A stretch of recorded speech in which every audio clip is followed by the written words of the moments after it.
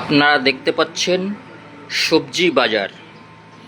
আমি সবজি বাজার থেকে সবজি নিয়ে আসলাম। আমি সবজি বাজার থেকে আলু দেখতে পাচ্ছেন, আলু নিয়ে আসলাম 5 কিলো। ধুঁদল দেখতে পাচ্ছেন, ধুঁদল। কচু দেখতে পাচ্ছেন, কচু। পেঁয়াজ, কুমড়ো দেখতে পাচ্ছেন, কুমড়ো। ভেন্ডি দেখতে পাচ্ছেন, ভেন্ডি। টমেটো, লঙ্কা, আদা, ধনের পাতা। আজকের বাজার